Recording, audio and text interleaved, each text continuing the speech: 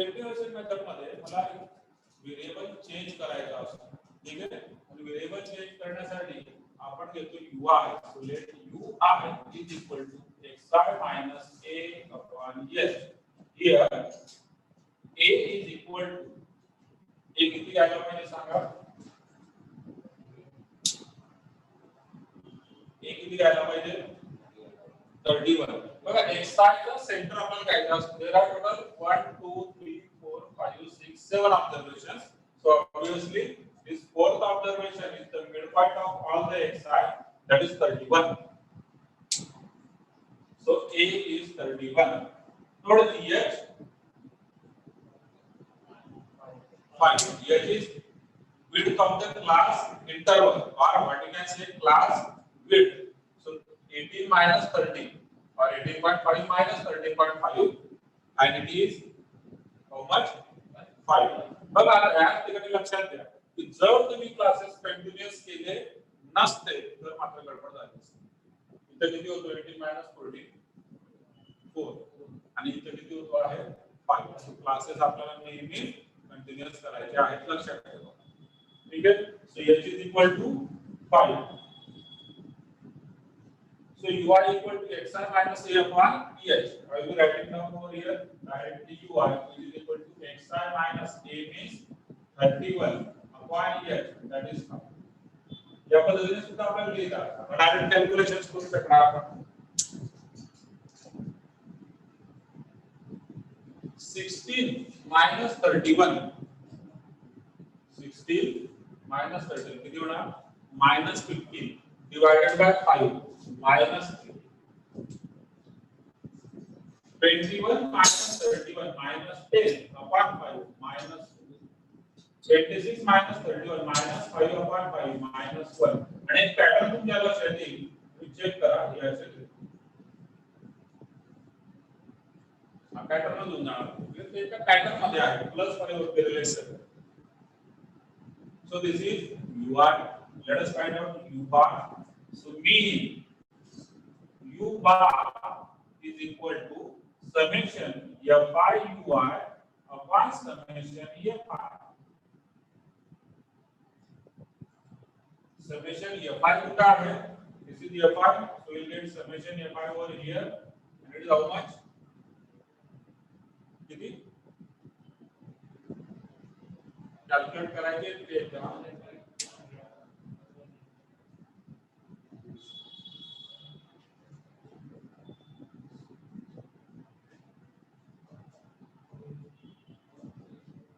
किती झाले 200. Can you calculate?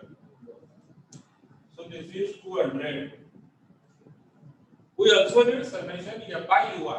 For that we need to find out fi ui. What is fi ui? या ठिकाणी fi चा column आहे हा कंप्लीट आणि हा ui चा कॉलम आहे. दोघे एकमेकांना मल्टिप्लाय होणार.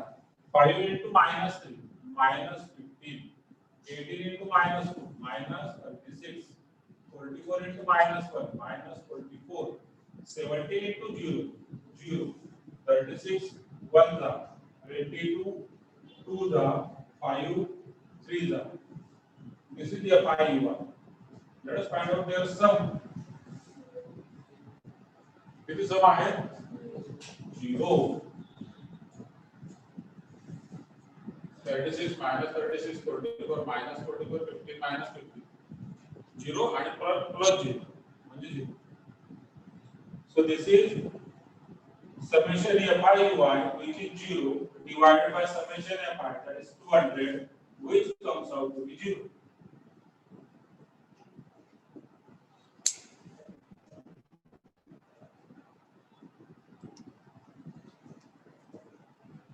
So here mean u bar is equal to how much? It is 0. Clear?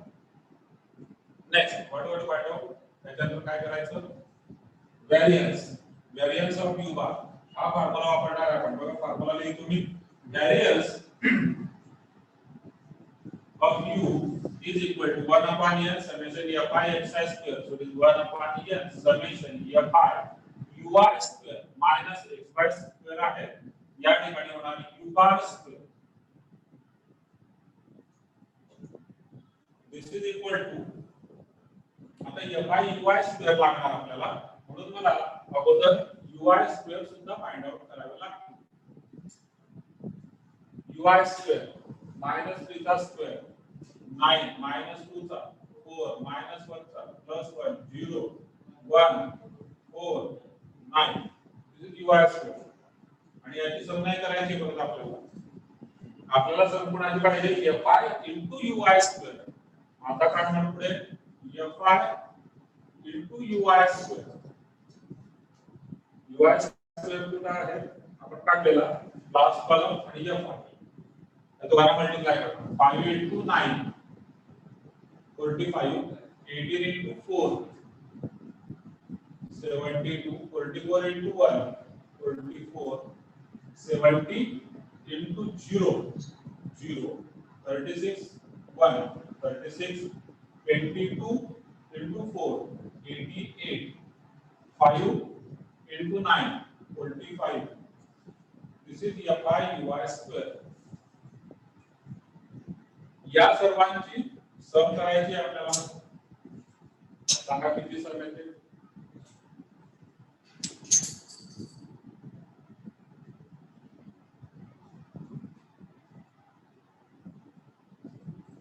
होते का बघा किती होते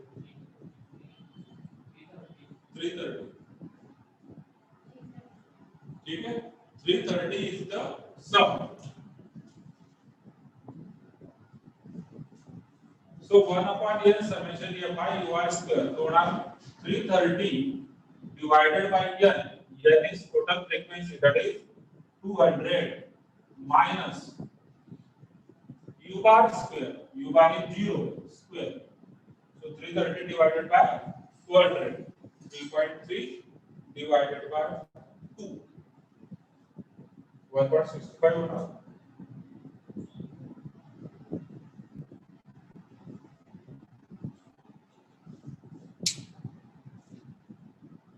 ठीक है this is variance of u we have to find out variance of x therefore variance of x is equal to h square into variance of u variance मध्ये h square ने multiply करायचं असतं स्टँडर्ड डिव्हिजन मध्ये फक्त h ने करतो आपण ठीक पण variance u वरून डायरेक्ट variance x काढायचा h square into variance of u what is h it is 5 so this is equal to 5 square into variance of u 1.65 that is 25 into 1.65 which comes out to be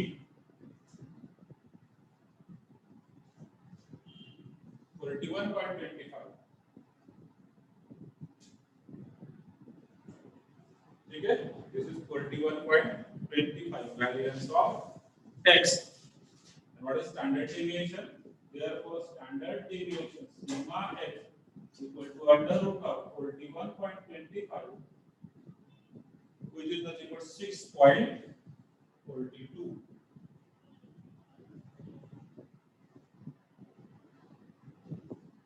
clear है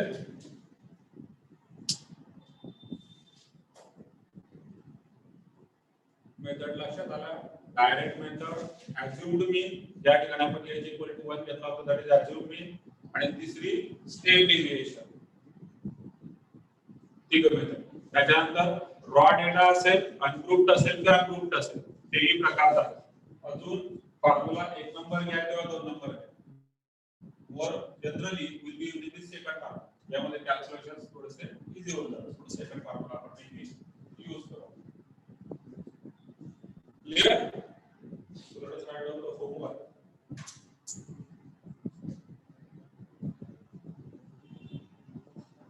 online पे त्यांना काही doubt असतील विचारून घ्या एकदा homework exercise 8.2 additional 8.2 tomorrow is a holiday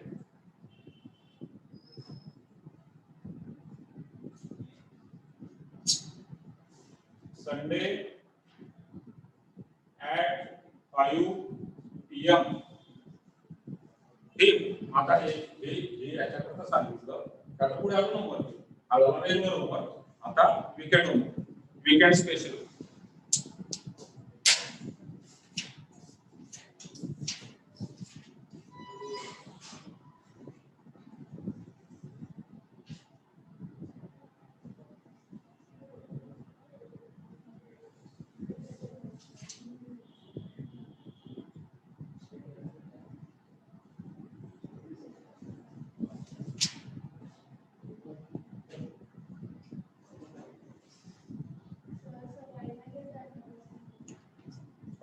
काय समजलं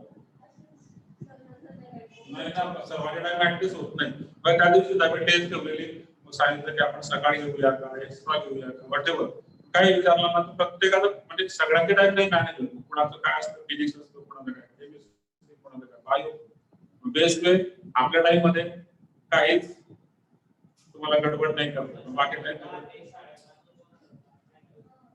असतो जे नाही आहे त्यांचा असतो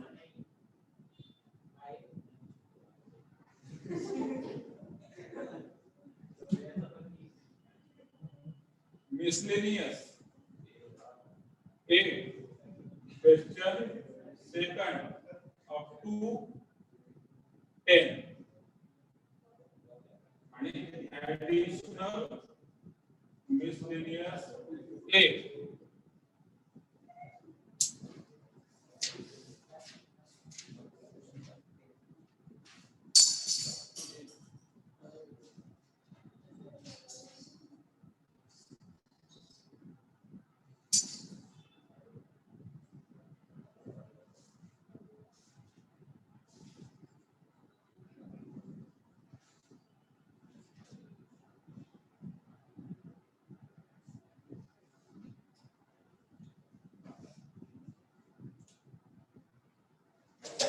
up to 10 okay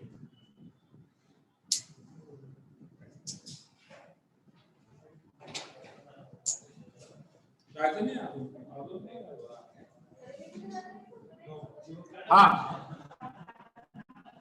नाही काही डाऊट आहे का डाऊट असेल तर विचारून घ्या I am planning the parents meeting on 31 जानेवारी म्हणजे या संडेला so be prepared for that also मी तसा मेसेज टाकेल इंडिव्हिज्युअली प्रत्येकाला एक डिफरंट टायमिंगला काय असणार आहे तो टायमिंग टाकणार डिफरंट प्रत्येकाचा वेगळा टाइम असणार सकाळी आपण त्यानंतर क्लास नाही घ्यायचे सकाळपासून पेरेंट्स मीटिंग घेऊ संध्याकाळी आपला क्लास 5 वाजता आहे पेरेंट्स मीटिंग ठीक आहे परत रिमाइंड करून देतो की आपण 11-12 सायन्सला आहे सीईटी जेडब्ल्यू आपल्याला द्यायची आहे चांगल्यात चांगलं कॉलेज मिळवणे हे आपलं टार्गेट आहे आणि त्याच्याकरता फरक किती पडतो तुम्हाला माहितीसाठी सांगत होतो 1 किंवा 2 मार्क म्हणत 2 मार्क कमी आल्यानं काय होतं 2 मार्क कमी आलेलं विचारून बघा गव्हर्नमेंट कॉलेज पुण्याला लागतं मग त्याला कुठेतरी डी.वाय. पाटीलला ऍडमिशन घ्यावी लागते क्लिअर गव्हर्नमेंट इंजिनिअरिंग कॉलेज कुठलंही असेल ते न लागत असतं मग आपल्याला कुठेतरी थोडंसं ऍडजस्टमेंट करावं लागतं ते आयआयटी ला जाता कुठेतरी एनआयटी कडे येतो मग एनआयटी पासून अजून खाली येतो हे फक्त कशामुळे 1 मार्क किंवा 2 मार्कांचा विषय तर ती प्रिपरेशन त्या लेवलची त्यासाठी असावी लागते त्याला काही घाबरायचं नाही प्रिपरेशन होते व्यवस्थित प्रॉपर गायडन्स आपल्याकडे आहे त्याचा यूज करून घ्यायचा आणि चालू द्यायचं कंटिन्युअस स्टडी आहे ब्रेक म्हणून नाही ब्रेक जरी घेतला तरी लगेच वेळ भरून काढायचा एका दुसऱ्या दिवसाचा ब्रेक झाला वेळ भरून काढायचा तेवढं करावंच लागतं नाहीतर आज पारामध्ये ऍज ऑन टुडे इंजिनिअरिंगची कंडिशन अशी आहे की ठीक आहे नंबर येतील लागून जातात कॉलेजेस तुमच्या माहितीसाठी सांगतो नंबर येतील लागतात नाही येतील पण मग विषय तोच आहे ना की नेमकं कुठं म्हणजे कसं आहे कारण आहे ना खाली खाली कॉलेजेस असतात जितक्या वरचं कॉलेज पाहिजे असेल तितक्या वरची आपल्याला मेहनत घ्यावी लागणार आहे इतका साधा सोपा विषय आहे बोर्डचे मार्क्स डझंट मॅटर जरी असलं तरी त्याच्यावर काही आनंदी व्हायचं नाही या वर्षासाठी जर काहीतरी डिसिजन असतो एक मेसेज की 75% की काही कंडिशन क्रायटेरिया नाहीये असा एखादा मेसेज आपल्याला बरं वाटतं पण ठीक आहे, that is only for eligibility criteria, that is only for this year. May be next year परत 75 चा क्रायटेरिया लावून देतील आणि तो बोर्डचे मार्क्स महत्वाचे नसतात. क्लिअर आहे, सर्वांना माहिती आहे, त्यात काही विषय नाही. विषय कुठं अडतो? Eligibility criteria. कारण क्रायटेरिया मध्ये नाही बसले तर मग पुढे काही विषय नाही. म्हणजे आपण तिकडे जेईई मेन्सला सपोज 75% चा जर क्रायटेरिया असेल आणि मेन्स मध्ये आपला स्कोर किती जास्त तर त्याचा काही उपयोग नाही, कारण आपण क्रायटेरिया बसत नाही 75%. सो इकडून तिकडे आणि आपण तुम्ही जितके क्वेश्चन सॉल्व्ह केले असणार मॅथ मध्ये फारकाही फरक पडत नाही. ते कुठे फिजिक्स केमिस्ट्री मध्ये तरी बंद द्यावं लागतं. एसआयटी म्हणून बिलकुल न्यूटन्स लॉ मध्ये सगळं असं लिहावं लागतं. फर्स्ट मॅथ सेकंड मॅथ इथं लिहिण्याचा विषय नाही, इथं सॉल्व्ह करायचं. बोर्ड असतो त्या MCQ CET JW direct answer मॅथच्या कुठल्या क्वेश्चनचे फार लिमिटेड क्वेश्चन असतात, फार लिमिटेड. ते सुद्धा सीईटी लेवलला किंवा एमसीक्यू लेवलला आहे. जेडब्ल्यू ते एक्सपेक्टेड नाही. 4 लाईन लिहिल्याशिवाय आन्सरच मिळत नाही जेईईच्या क्वेश्चनचे. इथं लक्षात. त्यामुळे त्याचा कंटाळा करायचा नाही, प्रत्येकाने क्वेश्चन सॉल्व्ह करायचे. होमवर्क मी चेक करतोय आता, जे ऑनलाईन आहेत त्यांनाही होपफुली क्लिअर झालं असेल. काही डाऊट असेल तर विचारून घ्या, नाहीतर मला मेसेज करा. आता आपण या ठिकाणी मीटिंग एंड करूया. बॅटरी पण लो आहे, उद्या भेटूया.